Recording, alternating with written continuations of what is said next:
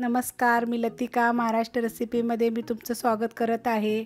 आज आपण कोबी मटकीची भाजी बनवणार आहोत, पण त्याआधी चॅनलला सबस्क्राइब करा आणि बेल आयकॉनवर क्लिक करा। तर त्यासाठी एक गड्डा कोबीचा घेतला आहे, अर्धा किलो असेल, आणि थोडीशी मटकी घेतलेली आहे बघा, मोड आलेली। अशी चांगली मोड आलेली मटकी आहे बघा, ही घरी मोड आणलेले, त्याला धुवून स्वच्छ घेतलेले। कोबी पण कापून स्वच्छ धुवून घेतलेला आहे। कढई गरम करत ठेवलेली आहे, त्याच्यावर आपण तेल टाकून घेऊया। त्याच्यामध्ये 1.5 चमचा तेल टाकायचं आणि तेल चांगलं गरम होऊन द्यायचं।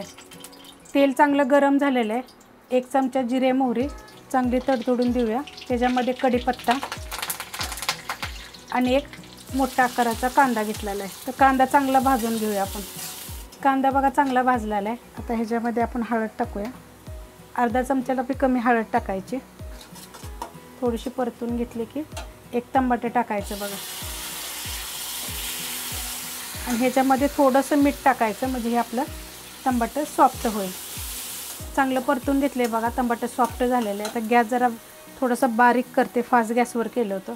ह्याच्यामध्ये कच्ची हिरवी मिरची भाजलेली नाही आहे, कच्चीच आहे, आणि 4 ते 5 लसणाच्या कुड्या कुटून टाकलेल्या आहेत। ह्यात जर तुम्हाला आवडत असेल तर थोडं अर्धा इंच आलं पण टाका, कुटून चवीला छान लागते भाजी। ही भाजी ना मी 4 ते 5 दिवसापूर्वी बघा करून खाल्ली होती, मला लई छान लागली, म्हणून ही तुम्हाला मी रेसिपी दाखवत आहे। एकदा तुम्ही ट्राय करा आणि मला कमेंटमध्ये सांगा ही भाजी कशी लागली। तर ह्याला आपण ह्या मिरचीचं कच्चं पण जास्तवर जरा थोडंसं परतून घेऊया। आपण ह्याच्यामध्ये पहिले मीठ टाकूया, कारण मिरची उधसते अशी कच्ची असली की।